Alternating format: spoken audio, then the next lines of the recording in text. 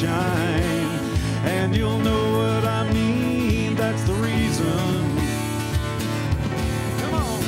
And let your love flow like a mountain stream, and let your love grow with the smallest of dreams, and let your love show.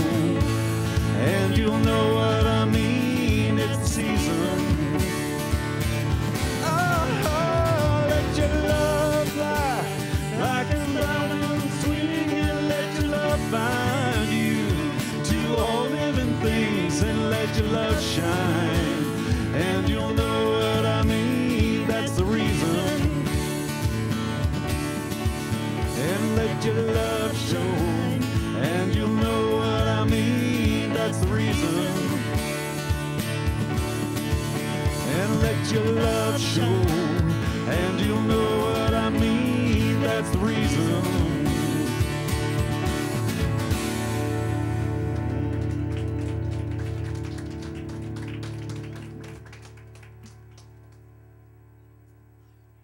Yes, 2 weeks in a row, I'm not Jonathan Zenz. Good morning, everybody. Welcome, welcome, welcome to the Center for Spiritual Living Toronto.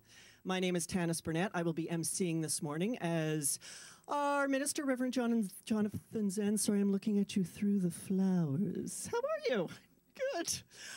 Jonathan is at Asilomar, which is sort of the summer spiritual camp in California for our organization, Centers for Spiritual Living. So Jonathan and a few of our members from here and two of our practitioners are down there getting spiritually fed and hanging out with the ocean and having a great time. So they'll be there all week.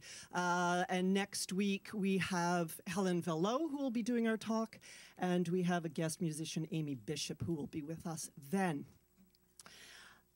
We're going to move things right along today. Things are going to be slightly different from our usual format because we have a phenomenal guest with us today, Ester Nicholson, who I will introduce more thoroughly in a few minutes. She's extraordinary. I've put Kleenex all over the place strategically this morning, just because, just warning you. So let's get started. On the back of your songbooks is our Declaration of Principles.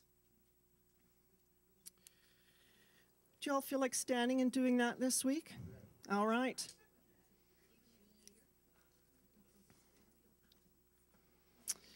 I believe in one living spirit, one indestructible, absolute, and self-existent cause. I believe this one manifests itself in and through all creation. I believe in the individualization of the Spirit and that all people are individualizations of the one Spirit. I believe that heaven is within and that we experience it to the degree that we become conscious of it. I believe that God is personal to all who feel this indwelling presence. I believe in the eternality, immortality, and the continuity of the individual soul forever and ever expanding. I believe in the eternal goodness, the eternal loving kindness, and the eternal givingness of life to all.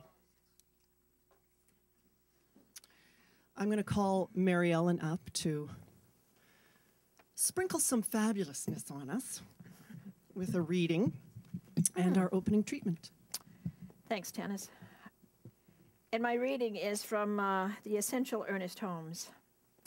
And I just went to the bookcase, and here it is. And it's from my friend Gail. And all of us. It's just one passage on page 134, in case you want to look it up.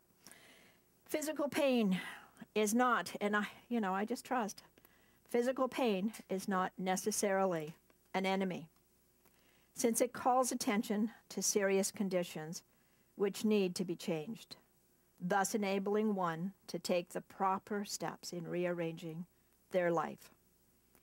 Therefore, we should not be bitter over it, nor become melancholy through having experienced it. On the other hand, we must be equally certain that we do not fall under the mistaken idea that illness is imposed upon us by some defiant power, as though God were tantalizing us or clubbing us into acquiescence to the divine will. All experiences should tend to enlarge our awareness of the real purpose of life and help us to arrive at a greater realization of the spirit that is within us. So I invite you to hold that thought that the spirit is within us. And through all of that,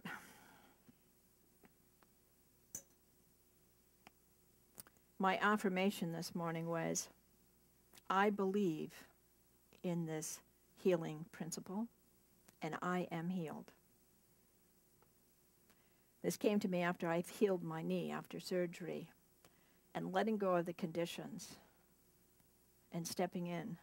And now I walk 3 miles a day now. And I couldn't do that 3 months ago. And in every step I say, I am healed. I do not talk about the condition. I invite the divine presence. And I invite, if any of you have conditions or ailments, I invite you to step in and say, I am healed. And so it is. Thank you very much. And I'm so used to having a song, and I'm going to... And then there is music in my mind. So if you will please join me in consciousness. And that here we are in this very, very moment. And I know that there is one life. That life is God's life. That life is perfect life. And that life is my life now. And I declare that as my absolute truth and my beingness. And as it is for me, it is for you. And all that I am, I am. I am this divine healing principle. I am this joy. I am unlimited abundance. I am alive, full of vitality, as you. And I dive deeply into my soul, into this divine energy, and I light up. My cells are tingling right now, inside and out. Here I am. And I say, here I am. Use me in whatever way. I am yours. I invite this presence, this divine inner being that resides within me to guide and direct me. I create the blueprint of my life. I build my life. And I am the interior designer of my life. I am the interior designer of my life. My life unfolds perfectly. As I say I am, I know it is so. It is in this knowingness that I have come to trust and believe that I am of God. I am perfect, whole, and complete, and I am this individualized expression of God. I'm God in action.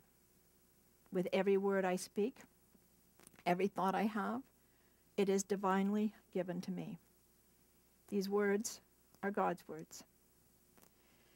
And I know that I speak these words of truth, of joy and harmony and peace and calm and grace and love.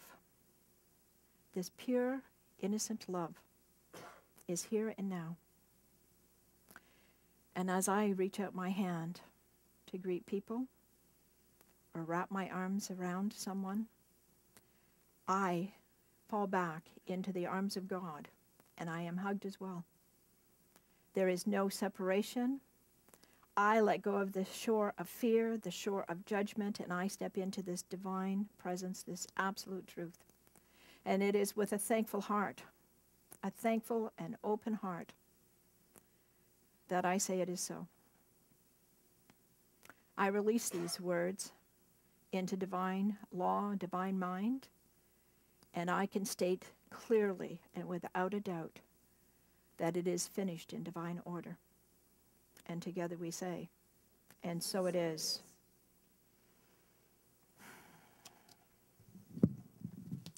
Thanks, Mary Ellen. I'm the interior designer of my life. I love that. You can use it. Okay, thank you. I've used it for years, but you be my guest. Well, Esther was here. Was it 2 years ago we had you here? I think so. Yeah. Just when I found out you were coming, I was like, yes. So we are in for truly a blessing and a treat today for anybody who didn't get to enjoy you last time. Fantastic, fantastic. So I'm going to get out of the way and let Esther come on up. But let me tell you a little bit about her first. From dependence and despair to sobriety and success, Esther Nicholson's inspiring journey and 12-week program reveal the spiritual technology you can use to recover your wholeness, your soul, and your life. Esther Nicholson is a Hay House radio talk show host, as well as author of the book Soul Recovery, 12 Keys to Healing Addiction and 12 Steps for the Rest of Us, also recently published and released by Hay House. She has been a member of the Agape International Practitioner Corps for 13 years and has been under the tutelage of Michael Beckwith, featured teacher of The Secret for 20 years, and she is also a featured vocalist of Agape International. Esther is touring the world as a motivational speaker / workshop facilitator / inspirational recording artist and private spiritual counselor. She has completed 2 world tours with Bette Midler, Rod Stewart, and many other world-renowned artists. She has appeared on Oprah, Ellen DeGeneres, The Tonight Show, Good Morning America, and other popular television shows. Told you, you're in for a good treat. Yeah. And I have a quote here. Esther Nicholson has all the essential qualities of greatness: a unique tone, wonderful phrasing, emotional flexibility, and passion. In a nutshell, the girl's got soul. Rod Stewart said that. What? Please put your hands together for Esther Nicholson.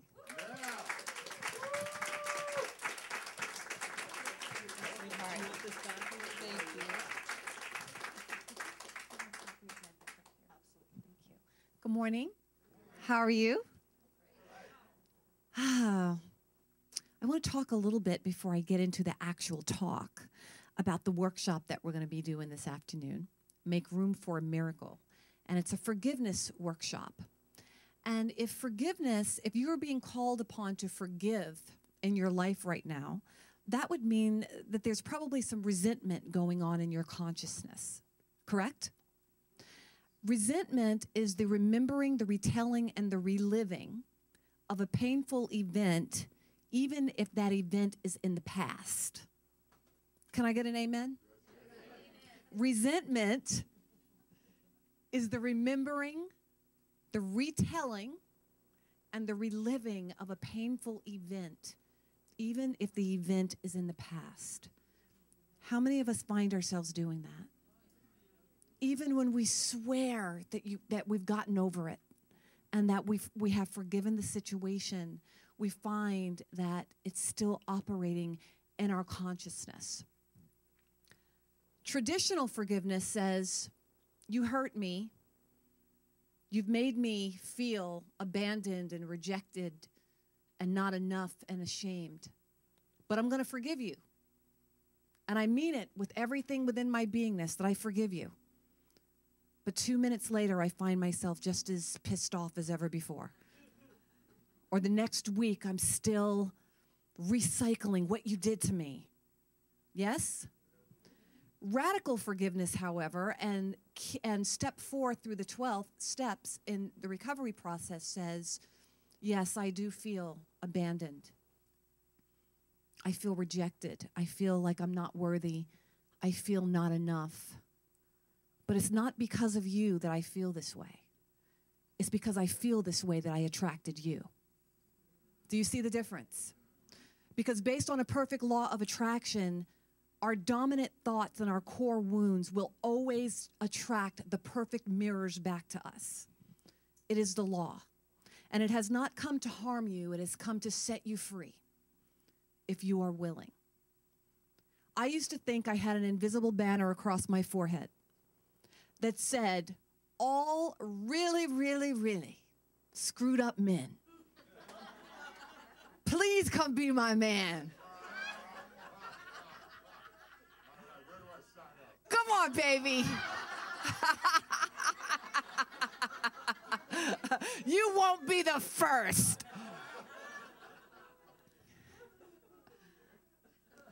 And that pain that kept attracting those same experiences over and over and over again, it's right here.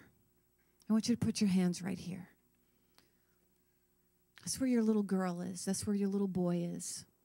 Or maybe you might feel it in your chest or your shoulders or wherever, but that's your inner child saying, I know you said that you're over this, but you're not. And it is only through the healing of this inner child, the illusions of not enoughness and unworthiness, that you get to attract different experiences in your life. So come to the workshop this afternoon.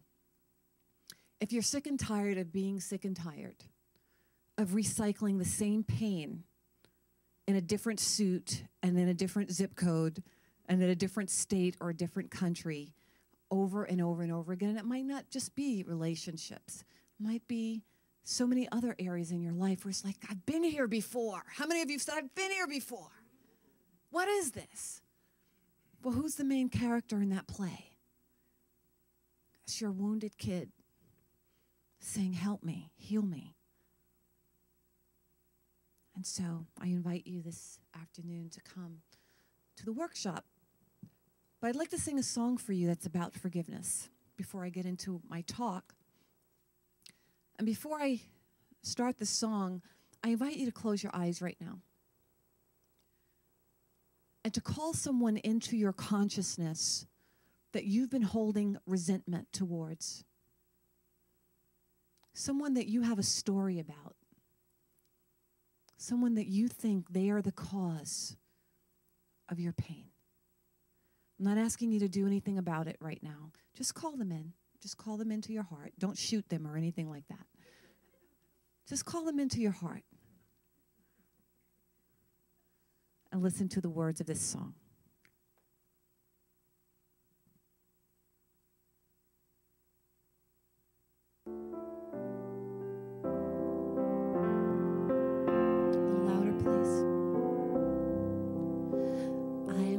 Heard a powerful story about a man who stood in his truth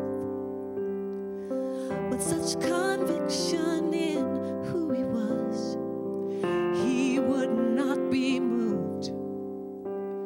Someone stepped out of the crowd and said, "Are you Martin Luther King?" He said, "Yes, I am." And the well-dressed man spit on him. King took out his handkerchief and wiped the hate from his suit. He gave it back to the man and said, "I believe this belongs to you. I will lift you up. Do what I can do. I see your heart. I know your pain, 'cause I've been there too. I will hold you high while you do what you have to do. I am clear who is standing here. I believe this belongs to you." I used to have such a story. Are you ready to give up your story? Yes? I once had a powerful story I used to carry around. I thought it was you all this time that held my spirit down. But now I know the truth of who I came here to be. You are my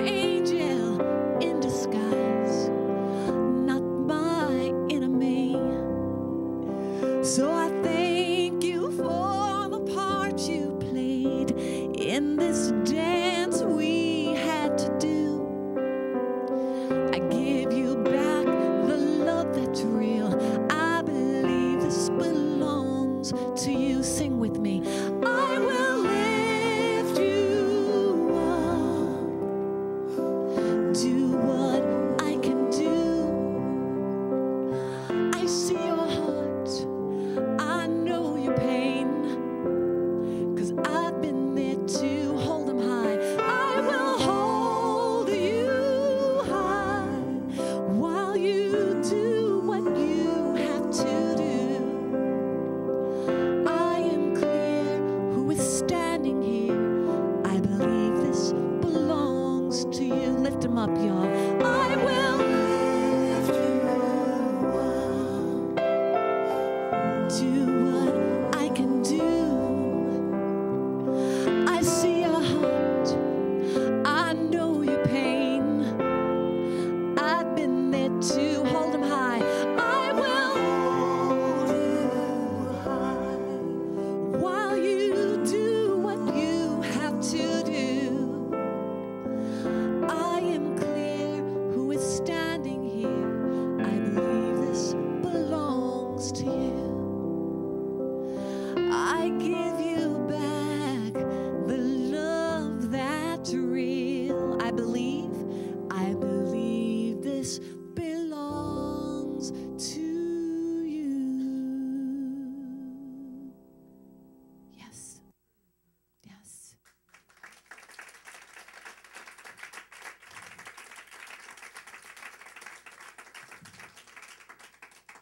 Forgiveness will set you free. It will set you free. I promise you. I know what it feels like to be hurt. I know what it feels like when it feels like the rug has been pulled out from under you. I know what it feels like when you have felt betrayed. I know what it feels like to be set free by the power of forgiveness and healing those core wounds. I know, because I am you. Yes? The title of my talk today is A Divine Invitation, Get Dressed for the Party. Yeah, I'd like to reference Matthew 22:14, where it says, many are called, but few are chosen. How many of you have heard that scripture before? Well, I used to hear that scripture all the time because I'm a Baptist minister's daughter. And I used to hear my daddy say all the time, baby, you know, many are called, but few are chosen. Are you one of the chosen ones? And I'd say, yes, Daddy. I'm one of the chosen ones. But in my little heart, I knew that I couldn't be perfect enough to be one of the chosen ones. But I was determined. And I was going to be perfect in 30-minute intervals.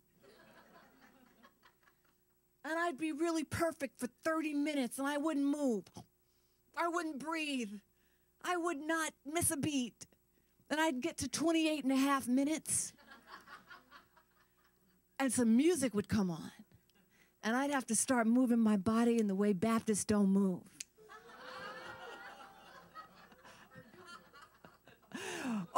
Or somebody would make me mad, and I'd have to say one of those words that the Baptists pretend they don't say. And because my dad was a pastor of his own church, we'd always have visiting churches come to our church. And they'd always bring a busload of cute boys. And I'd have to wink at one of them. And I'd be like, oh, man, I blew it again. I'm not perfect enough because I like boys. And I like to dance. And I might say a few choice words every now and then. And then when I got pregnant at 16 years old, I just had to rip up my application to the pearly gates altogether. It's like I'm never getting in there now. That's right. But my dad, even though he was a Baptist minister, I was his baby. And he loved me so much. He was such a good man. And he says, sweetheart, I love you. There's nothing to be ashamed of. And we'll take care of you. And this is our baby. This is our family. Now, you can't sing in the choir. But it's going to be all right. Because why? Many are called, but few are chosen. But there came a time when I had to leave my daddy's church, and I had to leave behind my daddy's God. And I had to find a God of my own understanding. Jesus spoke in parables when he said that the kingdom of heaven was much like when the king sent his servants out to invite special guests to the wedding feast he was preparing for his son. And so the guest went out and they extended the invitation to the special guest. And they came upon the first set of guests who looked at the invitation and said, "Oh, wrong address. That invitation's not for us. That's for the Joneses down the street." And so they took the invitation to the Joneses down the street, and they looked at the invitation, and the Joneses said, "Oh, please send the king our regrets. We're way too busy to accept the invitation. We're not going to be able to make it." And so they reported this back to the king, and the king had a little ghetto in him like me. And he was like, "What's up with that? What do you mean you can't come to my party? I'm the king." So he said, "Well, I tell you what, I want you to go back. I want you to invite them again, and this time I want you to tell them that I have prepared oxen and fattened cattle and all of the meats and wines and delectables they could possibly want." And in this day and age, you'd have to invite the recovering alcoholics and the vegetarians. So he said, "I want you to tell them that I have prepared all the celery juice and Diet Coke and tofu that they could possibly want, because there's something in the kingdom of heaven for everybody. Is that right?" And the invitation was again declined. So the king told his servants, "I tell you what, this time, don't just invite the special guests. I want you to invite the good, the bad, the rich, the poor, the educated, the uneducated. Everyone is invited to partake of the feast that I have prepared." And on the day of the banquet, he looked around the hall, and it was filled with guests, and he was pleased. But he noticed one guest in particular that was not properly attired for this most prestigious event. And he's like, "What's up with that? You come to my party, you drink my celery juice, you eat my tofu, you drink all the wines and eat all the meats, but you don't bother to get properly dressed for the party?" So he approaches the guest and he's like, "Why aren't you dressed?" And the guest was speechless. He had no words. So the king ordered his servants, "Bind him hand and foot and kick him out into a sea of darkness where there is much weeping and gnashing of the teeth." And when I heard that when I was a little girl, I'm like, I'm going to hell. Boy, bind him hand and foot where there is much weeping and gnashing of the teeth. But there came a time, as I said, when I had to find my own God. And I had to go deeper into my own realization of this presence and power that we call God. And I needed to find a translation for that scripture that used to vex me so much as a little girl. And I needed to find a meaning for it in a way, in a language that I could understand and practically apply to my life in a way that would serve me. And I had to apply it to my life in a way that I could teach you how to apply it to your life. Not from a place of being fearful, but from a place of being inspired. And as I went within, the realization that I had was that, first of all, because we are an expression of a presence and power that is omnipotent, meaning all power, meaning that there is nothing to oppose this one singular power. It is absolutely all that there is. And it is omnipresent, meaning everywhere present, in its totality at every point in the universe. It is impossible for this group over here to be chosen and this group over here to be excluded. Everyone, from the 16-year-old pregnant girl to the Baptist minister, to the man on the street, to whomever, everyone is invited to partake of the kingdom of heaven, which is not a place or a destination. It is a state of consciousness that we all have access to. That is the truth of each and every one of us. Is that right? Can I get an amen? Because you know I do have some Baptists up in me. I am still my daddy's daughter. But I found out something else, too, as I continued to go within. I found out something about myself. And because we are all one, I found out something about y'all. So I'm going to talk about y'all. Is that all right? So here's what I realized about y'all. You say yes to the invitation. You want to come to the party, and you want to eat up all the goodies and drink up all the goodies, meaning you want to experience the peace that passeth understanding. You want to experience the freedom and the prosperity and all the good. But you don't want to get dressed in consciousness, in the awareness that you are a divine expression of this one power and this one presence. You want to hold on to your resentments. You want to hold on to your stories. You want to hold on to your struggle and your old ways of being, but you want to show up at the party. And it is not a vibrational match for that which you prayed for and that which you asked for. So what happens is you show up at the party half-dressed or not dressed at all, thinking that you can have an experience where you have not anchored in consciousness, and the answer is not now. You can't have it now.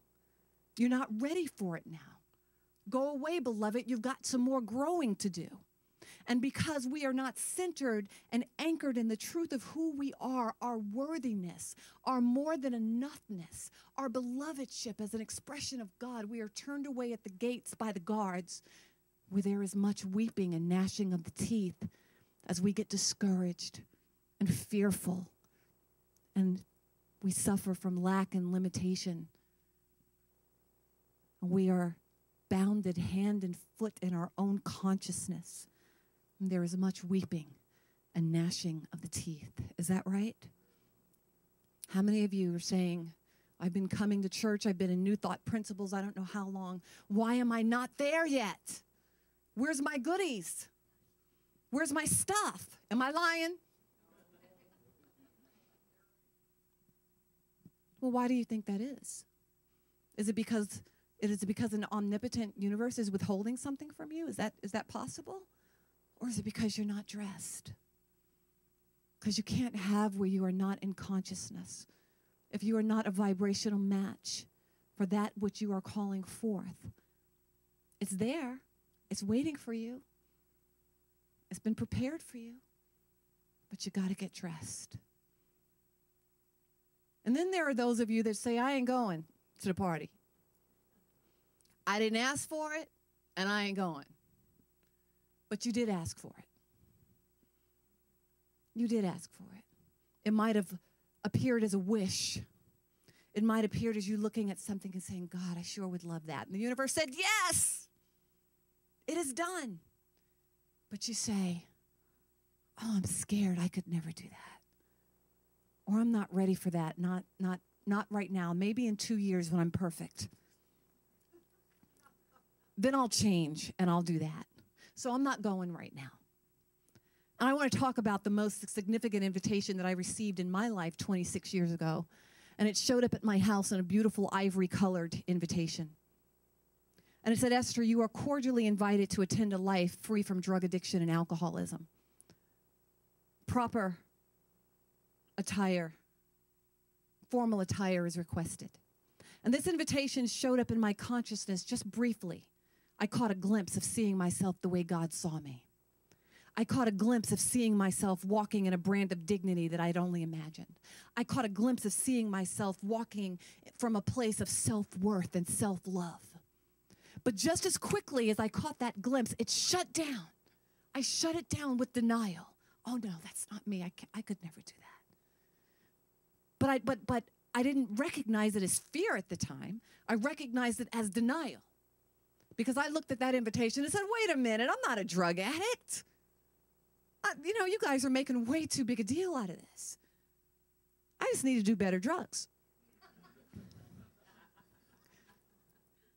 And then there came the pink invitation, and it showed up at my home, and it said, Esther, it is highly suggested, beloved, that you attend a life of wholeness and self-love and self-worth and dignity.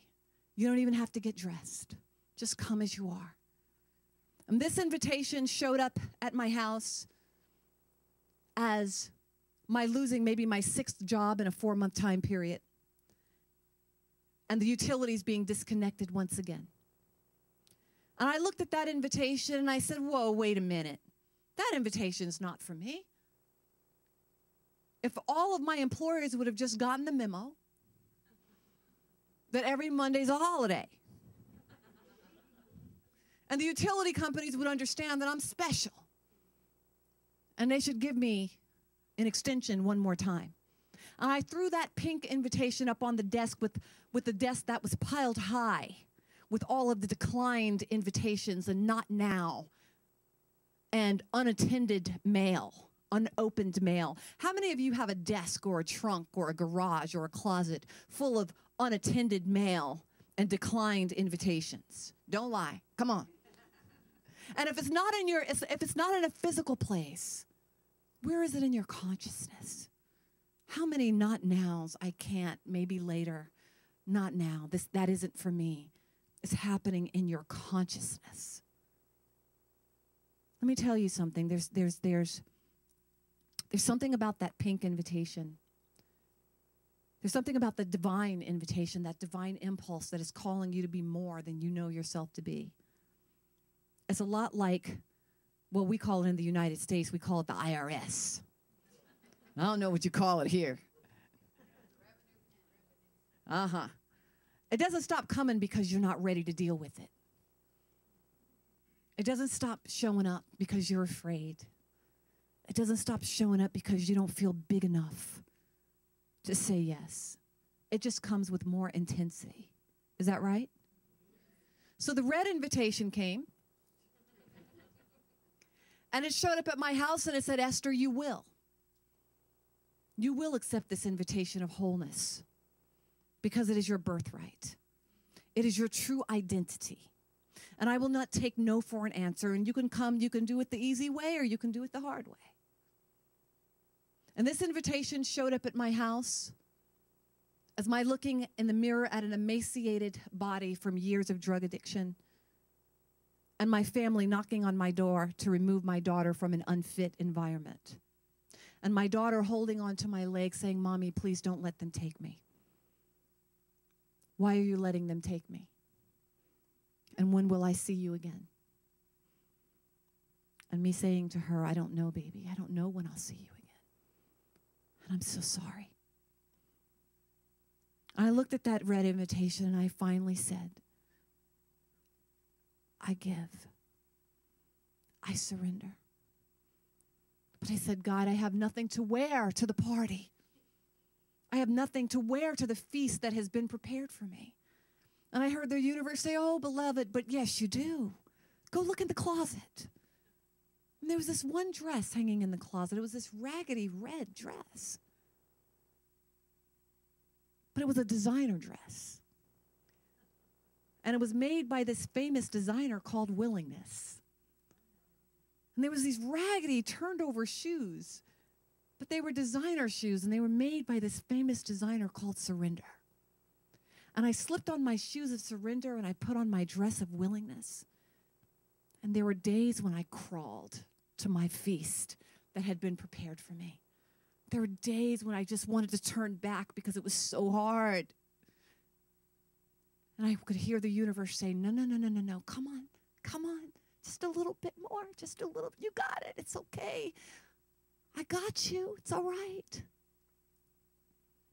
And I showed up, and I got to those gates, and they said, come on in, beloved, we've been waiting for you. And that is why I can stand before you today with 26 years of sobriety. Thank you.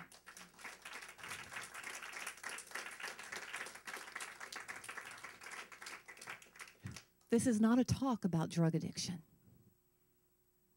This is a talk about addiction. And the definition of addiction is when you have lost the power to choose. And my manifestation of addiction might have looked like drugs and alcohol. But I know that there are many different forms of addiction. And the cause of addiction is the same. The false belief that you are separate and apart from God. And so if your addiction has not manifested into drugs and alcohol, where has it manifested? Are you addicted to your own misery? Are you addicted to struggle, to your story? Are you addicted to being the victim? Are you addicted to procrastination? Are you addicted to recycling the same unhealthy situations over and over and over again? Are you addicted to lack and limitation where money is concerned? Are you addicted to staying small, smaller than you were created to be? It matters not what your addiction is. What matters is that you have lost the ability to choose your life based on a false belief that you are separate and apart from God. How many of you have said to yourself, I know I shouldn't worry? And you're worrying yourself to death. Can you stop yourself from worrying when you're in that place? No. Why? Because you have forgotten your identity as an expression of God. Maybe you're addicted to thinking that something external to you is your source. So you hold on to something even though you know it's over. You hold on to it because you're like, but this is what I know. And so maybe you could relate to this story when I was background vocalist for Rod Stewart 7 years ago. And I received that ivory invitation. By now I was pretty familiar with what was up. And I was like, oh no. I know you're not telling me to leave my gig with Rod Stewart. No, universe. No. I know I'm bored.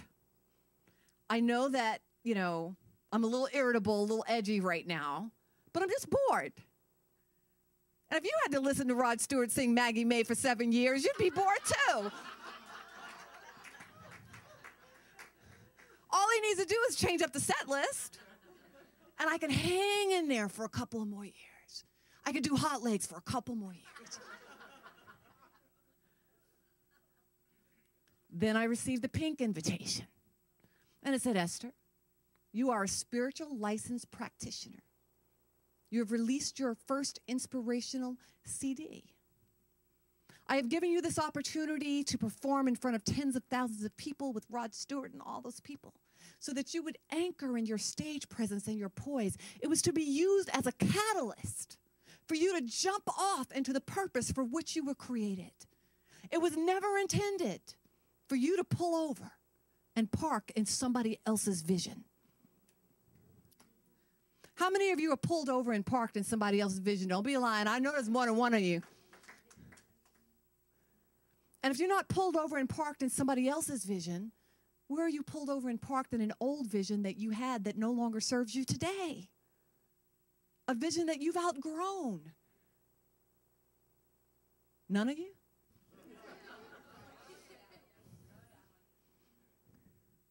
The universe said to me, I have created you for something bigger, beloved, than singing hot legs behind Rod Stewart. So it said, I want you to give notice. I want you to step out into your vision that you prayed for. You forgot you prayed for it, but I didn't forget. I want you to step out. And I said,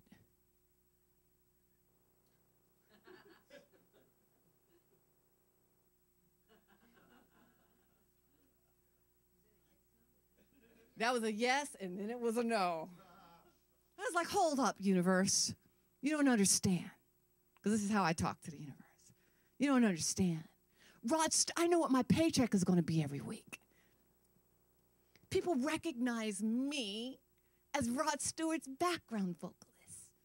I'm flying all over the world, first class. You don't understand, Spirit. And the universe was like, absolutely, beloved. Here's what I understand, is that Rod Stewart is not your source. He does not sign your paycheck. He is a channel, but he is not your source. I am your source, and he is not your identity as a background vocalist. You are mine. I have called you by name, and I know the plans I have for you. And I was like, yeah, yeah, that's right, yeah. Right on.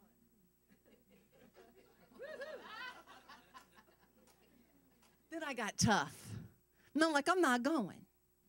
Give me a couple more years. Let me put some more money away. And if you're really serious about this, my living my vision thing, I'll get back with you. How many of you have told the universe, I'll get back with you? How'd that work out? Huh? Uh-huh. You still getting back to it? Mm-hmm. It's got a plan for you. Well, then, of course, I received the red invitation. And it was a call from England about a week after I told the universe I'd get back with you. And it said, Esther, darling, so glad to have known you these past several years. You've been wonderful. However, you're fired. And I was traumatized. I was shocked. And I was appalled. Because we're always appalled when we get the red invitation. What's up with that?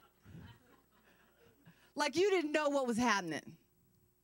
Because here's the thing about this omnipotent, omnipresent, and power that is individualized as you.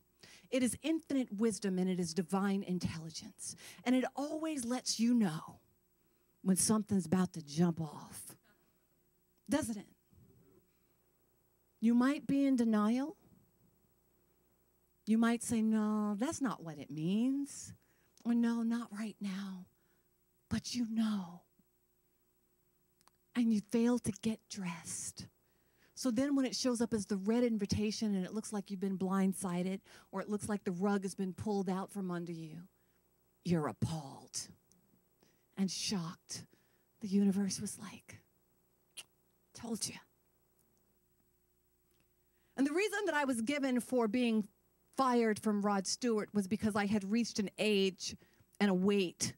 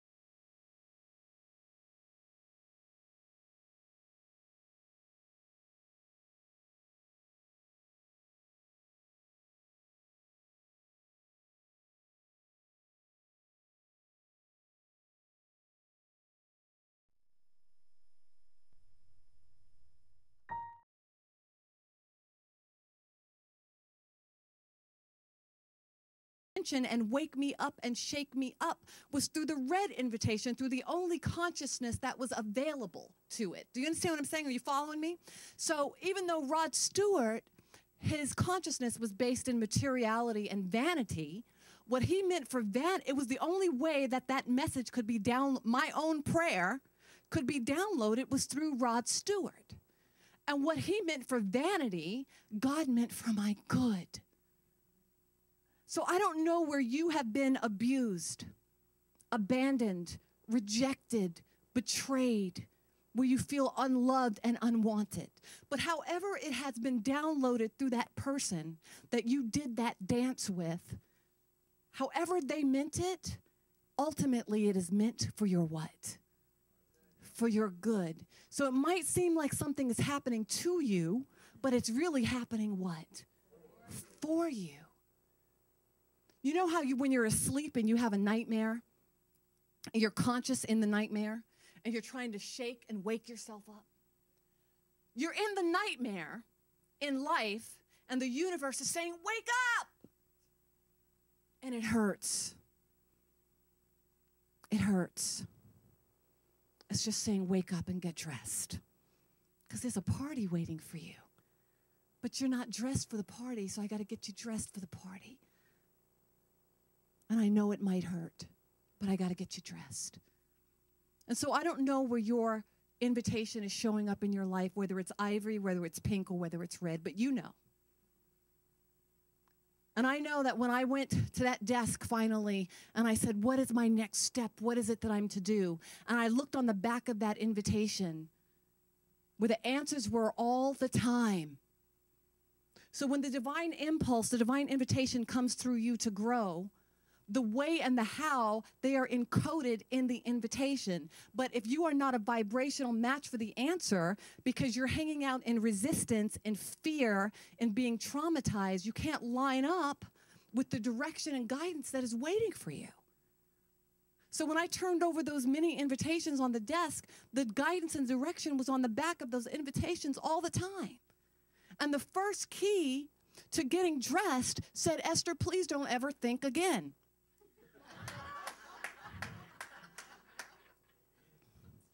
Because why?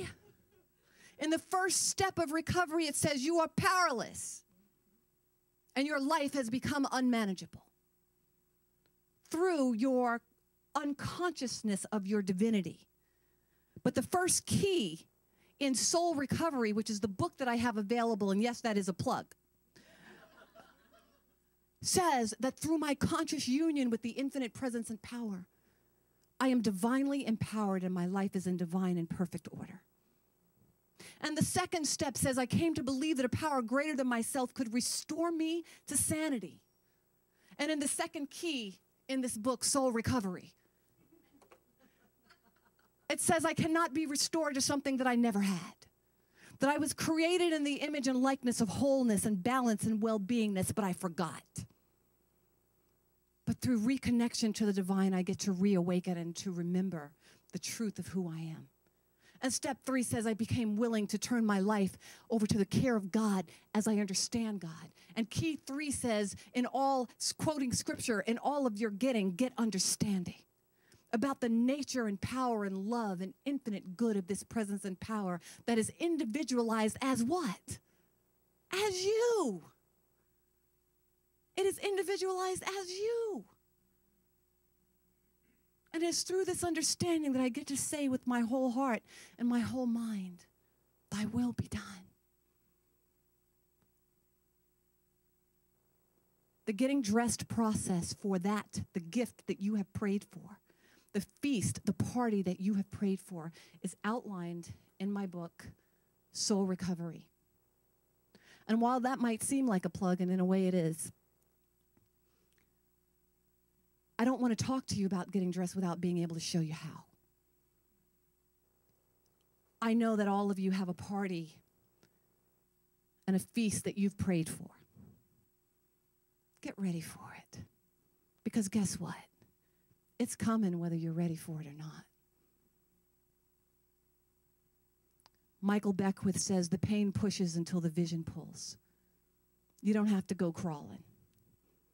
You can go walking into your party with your suit or your dress of willingness and your shoes of surrender, and allow the good times to roll as you show up for the feast in the kingdom of heaven, which is a state of consciousness that is for you. Get dressed for the party, and I'll meet you there. Peace and blessings.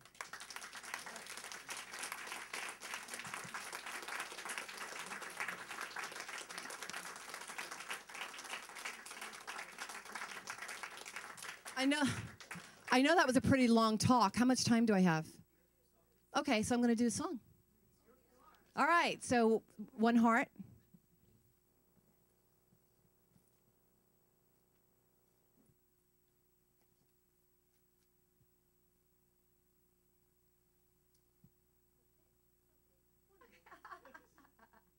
Might help if I turn it on. Yeah, that might help. Little louder. Yeah, yeah, yeah.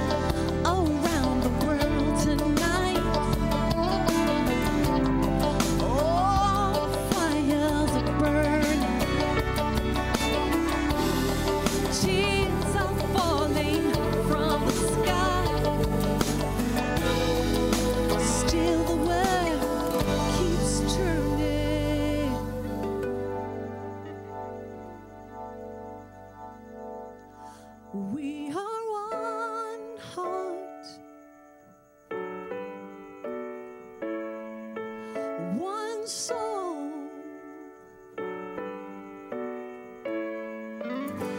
one dream we share together. We are all apart. Let me hear you sing. We are one heart. We're looking for answers. We are one soul, finding our way through the dark. One dream shared together. We are all apart. We are all apart. I'm so glad about it, yes I am. We are all apart. We're all apart. We are all apart. But we're one heart. One heart. Said we're doing this thing together. One soul. Said we're dreaming the same dream. One heart. One heart, one mind, one soul. One heart, one mind, one soul. Let me hear you say, come on, y'all. Say one heart. Say one soul. Say one heart, yeah. We are one heart, one mind, one soul. We are love, one love, caring about each other. We are one heart, one soul. Let me hear you say, one heart, one mind, one soul. One heart, one mind. We are one heart, one mind, one soul. We are one heart, one mind, one soul. We are one heart, one mind, one soul, one heart.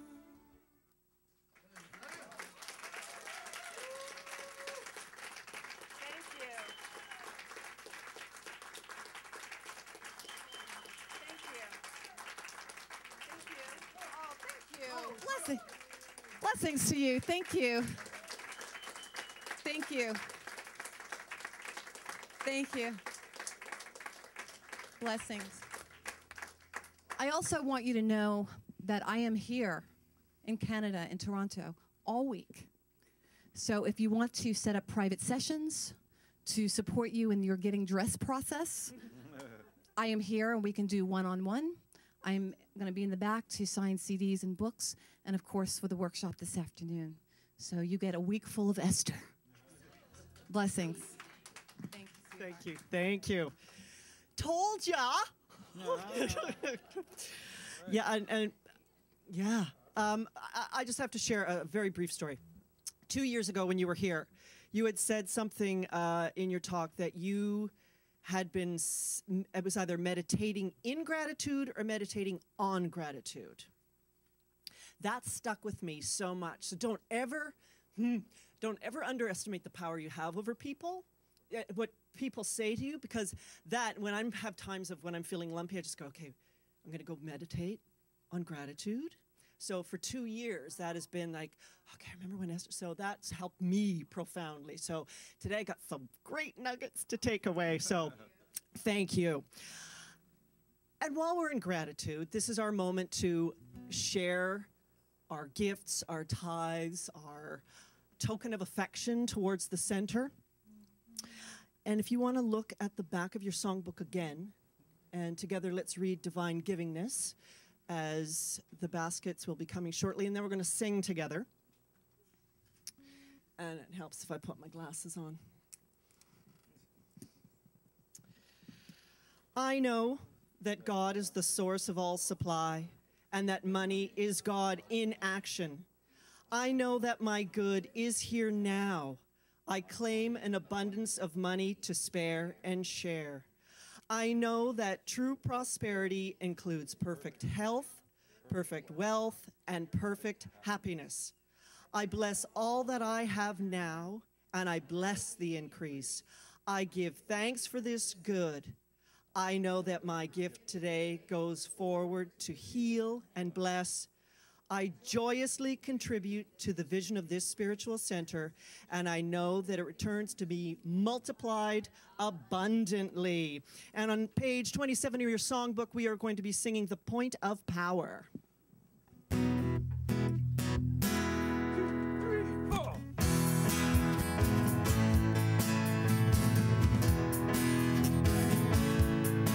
In this moment, I feel joy. In this moment, I feel joy. In this moment, I feel joy. I feel joy. I feel joy. I feel joy. And the point of power is in this moment now. And the point of power is in this moment now. I feel grace. In this moment, I feel grace. In this moment, I feel grace. In this moment, I feel grace. I feel grace. I feel grace. I feel grace. And the point of power is in this moment now. And the point of power is in this moment now. I feel love. In this moment, I feel love. In this moment, I feel love. In this moment, I feel love. I feel love. I feel love. I feel love. And the point of power is in this moment now. And the point of power is in this moment now. And the point of power is in this moment now. And the point of power is in this moment now.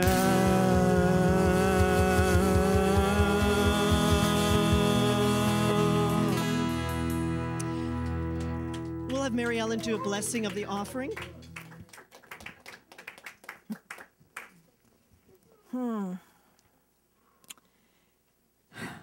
And there is this power in this moment, right here and right now, dwelling within each and every one of us.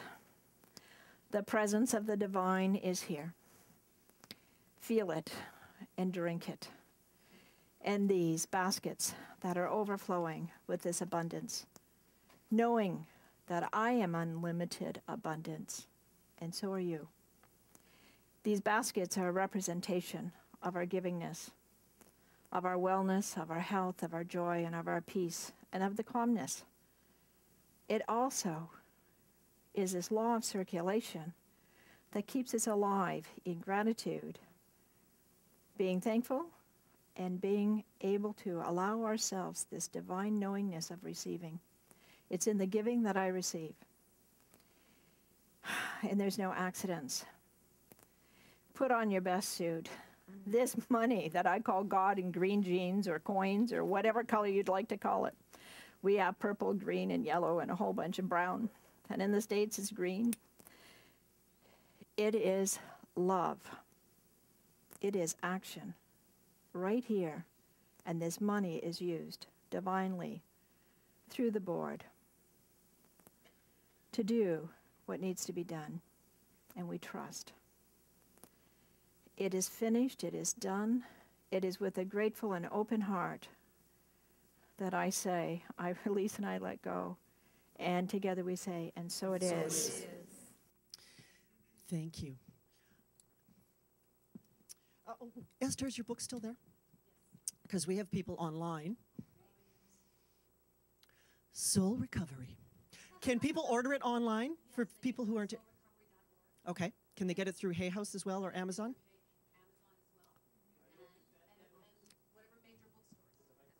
Sorry, say that again, honey. Oh, sorry, yes. Soulrecovery.org or Amazon.com, possibly Amazon.ca as well, but either way, you'll find it. And Hay House, plenty of options. And thank you to everybody who's watching at home online or on the archive. A few other thank yous. Greeters today, Derek and Linda. Also, Linda brought us the gorgeous flowers. Aren't they lovely? On setup, we had Gail and Kathy. Nick is in the bookstore. Marg and Pat are taking care of Ester's table out front. Dynamic Kids, we have Mahala and Heather. Board members today are Linda and Judy. On the sound, Carmen. On the camera, Tony. My fellow bandmates, we're a bit band light today, Queen Street light. A couple of our guys are off for the week. Practitioner of the day, Mary Ellen Cassie. Thank you very much. Are you available for treatment afterward? Okay. If you have anything heavy on your heart, don't leave. Talk to Mary Ellen, and she will sprinkle some more fabulous on you. And one more time for if we missed anything, Ester's CD and book are out front in the lobby, so you can go and sign up or purchase them, and she will be happy to sign a copy for you after service. And as Esther said, she'll be available for private counseling during the week. Deja is back in at work tomorrow, so I understand it's if you call Deja, make an appointment, and she will hook Esther up with you. I'm going to call Mary Ellen back up to do our benediction part. Oh, yes, in the workshop, of course. I apologize. Yes, it'll be starting. We're gonna let her rest for a few moments, give her some food, and then it's 1 o'clock you're starting, yes? So sign up and pay at Esther's table for that. It's $35, if I'm not mistaken. Yes. Now I'm gonna call Mary Ellen up to do closing prayer. Would you like to do one more song, or would you like to? I think are we complete? Yes. Okay. All right. That way you can actually eat your lunch. Yeah. All right. Yes, and enjoy. Okay. Take us away, Mary Ellen. Okay. Oh my gosh, what a blessing it is today. And I ask you to take a moment and just feel the energy and to breathe in the magnificent words, the talk, the songs. And as we go out into the world and step outside the door, the world is there. And it will greet us. The universe shows up. There's no getting out of this. I say yes, even when I don't know. And I do get dressed with great intention. And I change my wardrobe from time to time. But I know that I have come into this divine consciousness and this awakening. And I ask that I continue to be awakened and awakened and awakened. And I allow myself to dive deeply into the divine, into the soul, and to be one, and to know that I am one and I am never separate. In the words that Esther has talked and sang about, I can relate.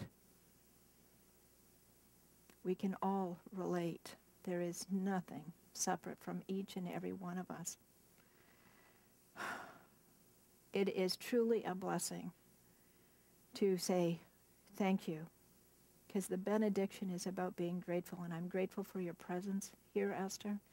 I'm grateful for the sound. I'm grateful for all who participate online who cannot be here. Grateful for the Queen Street Band, light or unlight, doesn't matter. All here, all is life, all is good. And I say yes to a willingness to step outside and to be, and to be, and to continue to be. And I release these words into the law of mind, and together we say, and so it is. Thank you, Mary Ellen. And thank you, everybody, for coming. Coffee, Esther, out front. Esther! Thank you so much. All right, let's get out of here. Let's sing Watching the River Run, page 27, and enjoy your afternoon.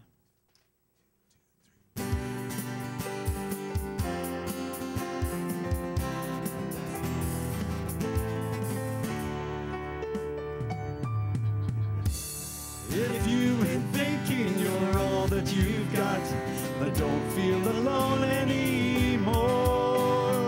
When we're together, then you've got a lot, 'cause I am the river and you are the shore.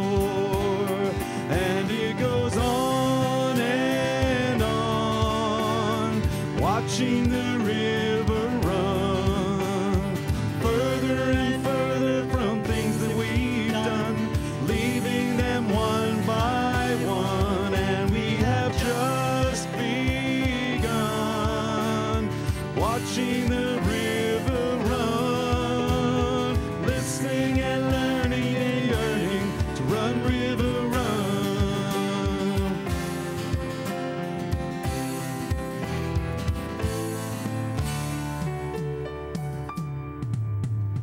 Winding and swirling and dancing along, we pass by the old willow tree, where old friends embrace as we sing them our song, rejoicing together as we greet the sea.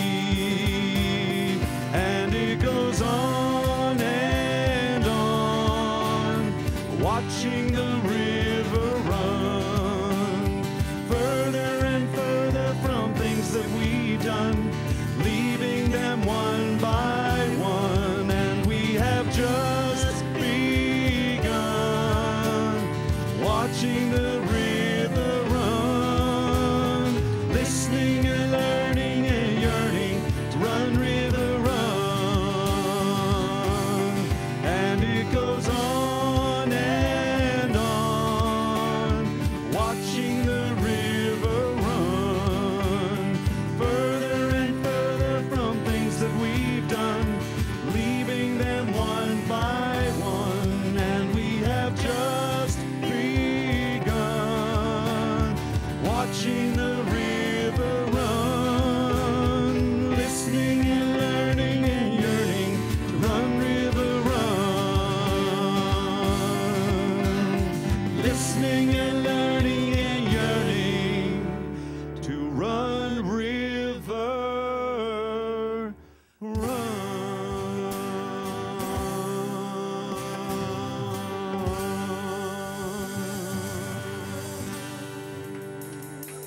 Woo, have a great week.